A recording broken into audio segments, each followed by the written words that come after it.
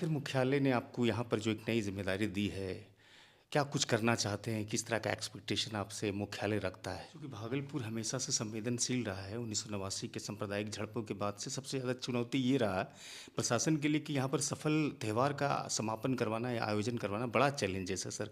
चूँकि आप दूसरी मर्तबा यहाँ पर आए हैं, तो इस चीज़ों को लेकर के क्या सोच रखते हैं? बहुत ही रिलेवेंट सवाल है और बहुत ही मतलब एक वाजिब सवाल भी कह सकते हैं कि एफआईआर को लेकर के लोग कहीं न कहीं परेशान रहते हैं और ये न केवल समस्या भागलपुर की होती है, बिहार के कई इलाकों में देखा जाता है।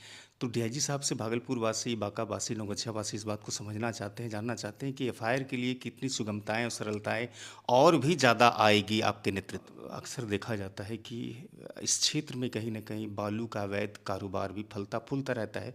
पुलिस पर कई मर्तबा सवाल भी खड़े होते रहे हैं। तो इस संदर्भ में क्या होगा आपका विज़न? चूँकि आर्थिक अपराध में आप आजकल साइबर के अलग-अलग तरीकों से ठगी होने लगी है। इसका रिज़ल्ट कितना अच्छा है या कितना ख़राब है? चूँकि बहुत ज़्यादातर लोग कहते हैं कि हमने कंप्लेन तो की है, लेकिन फलाफल या रिज़ल्ट इसका बहुत ज़्यादा संतोषप्रद नहीं मिलता है। लोग थक-हार जाते हैं, छोड़ देते हैं फिर मामलों में। हमारे साथ भागलपुर पूर्वी प्रक्षेत्र के नए डीआईजी साहब हैं, विवेक कुमार जी। 2014 और 16 के बीच में बतौर एसएसपी का काम देख चुके हैं भागलपुर में। 2007 बैच के आईपीएस अधिकारी हैं। बातचीत करते हैं, समझने की कोशिश करते हैं कि आखिर मुख्य विजन क्या होगा, लोगों से कैसे कनेक्ट होगी भागलपुर, नवगछिया और बांका की पुलिस, तमाम बिंदुओं पर समेटने की हम कोशिश करते हैं। सर, सबसे पहले तो आपका बहुत बहुत स्वागत है। आपने भागलपुर में योगदान बतौर डीआईजी आपने दिया है सर। बहुत बहुत धन्यवाद। सर, आखिर मुख्यालय ने आपको यहाँ पर जो एक नई जिम्मेदारी दी है, क्या कुछ करना चाहते हैं? किस तरह का एक्सपेक्टेशन आपसे मुख्यालय रखता है? देखिए, सबसे पहले तो जो पुलिसिंग का जो मेन फंक्शन है, प्रिवेंशन ऑफ क्राइम, अपराध नियंत्रण पुलिस की सबसे पहली प्राथमिकता होती है कि हम लोग अपराध को रोकने में जितने हमारे संसाधन हैं सबको झोंक कर अपराध को होने से रोकें। और यदि अब फिर भी कोई अपराध की घटना उतने प्रयास करने के बाद में होती है, तो हम लोग उसके उद्भेदन में और उद्भेदन करके जो अपराधी हैं उनको जल्दी से जल्दी आरोप पत्रित करें और कानून के आगे, कोर्ट के आगे उनको खड़ा करें और उनको सज़ा दिलाएं। क्योंकि जो लॉन्ग टर्म में अपराध करने वाले को जब सज़ा मिलती है तो उसी का प्रभाव लंबे समय तक रहता है और समाज में अपराध करने पर सज़ा मिलने का भय भी पैदा होता है, जिससे कि रोकथाम भी होती है अपराध की और समाज में लॉन्ग टर्म पीस और ऑर्डर ये इस्टेब्लिश होता है।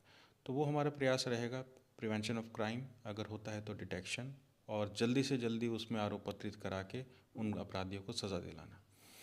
इसके अलावा जो पुलिस मुख्यालय और सरकार की प्रायोरिटी भी है महिला सुरक्षा, उसके लिए हम लोग काम करें। पिछले कुछ समय में आपने देखा होगा कि बिहार पुलिस में महिला बल में बहुत इम्प्रूवमेंट आया है और महिला थाना की स्थापना हुई। उन सब जो हमारे संसाधन हैं उनका उपयोग करते हुए महिला सुरक्षा के लिए हम लोग जो कार्य कर सकें उनको और बेहतर तरीके से हम लोग धरातल पर लाएं। फिर साइबर क्राइम जो कि पिछले कुछ समय में काफ़ी बढ़ा है, तो साइबर क्रिमिनल्स के विरुद्ध जो बिहार पुलिस मुख्यालय के द्वारा सरकार को प्रस्ताव भेजा गया था उसमें आपने देखा है कि साइबर थानों की स्थापना हुई है। साइबर थानों में जितने हमारे पर्सनल हैं, जितने पुलिसकर्मी हैं, उनको रेगुलर हम लोग ट्रेनिंग के लिए भी जो एडवांस ट्रेनिंग है उनके लिए भी हम लोग प्लान करते हैं और उनको ट्रेनिंग दिलवाकर साइबर क्राइम से लड़ने के लिए हम लोग लगातार प्रयास करेंगे। इसके अलावा जो यहाँ की जो और चैलेंजेस होंगे, आपने जैसे कि अभी बात करी थी बॉर्डर वाली, तो बॉर्डर पे भी जो हम लोगों को अपना प्रिवेंशन के लिए कार्य करना होगा, उसके लिए भी हम लोग ज़रूर करेंगे। सर, चूँकि भागलपुर हमेशा से संवेदनशील रहा है, 1989 के सांप्रदायिक झड़पों के बाद से सबसे ज़्यादा चुनौती ये रहा प्रशासन के लिए कि यहाँ पर सफल त्यौहार का समापन करवाना या आयोजन करवाना बड़ा चैलेंजेस है सर। चूँकि आप दूसरी मर्तबा यहाँ पर आए हैं, तो इस चीज़ों को लेकर के क्या सोच रखते हैं?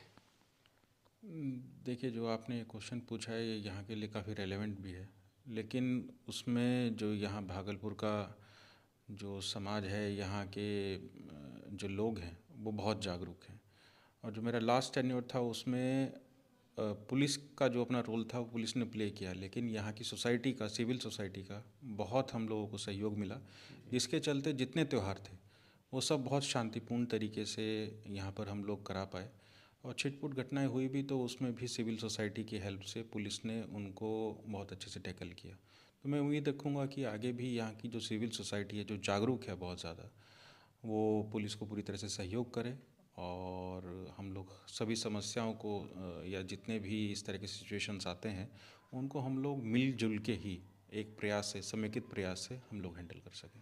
एक बहुत ही रिलेवेंट सवाल है और बहुत ही मतलब एक वाजिब सवाल भी कह सकते हैं कि एफआईआर को लेकर के लोग कहीं ना कहीं परेशान रहते हैं और ये न केवल समस्या भागलपुर की होती है, बिहार के कई इलाकों में देखा जाता है।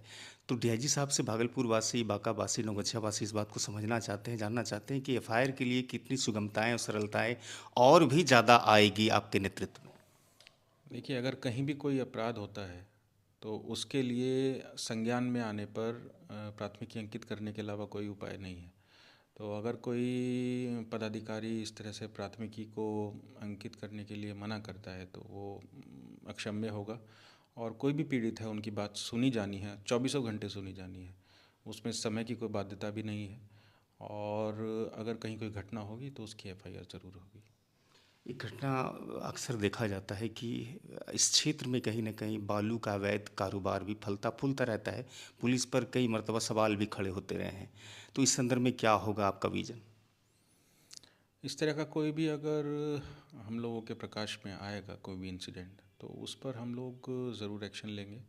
अभी हम तीनों ज़िलों के पुलिस अधीक्षक के साथ में हम लोगों का एक बैठक भी होने वाला है। उसमें इस तरह का विषय अगर है तो एजेंडा पे रहेगा। हम लोग डिस्कस करेंगे कि इसकी रोकथाम के लिए क्या क्या प्रयास पुलिस के द्वारा किए जा सकते हैं और उनको हम लोग धरातल पर लेकर आएंगे।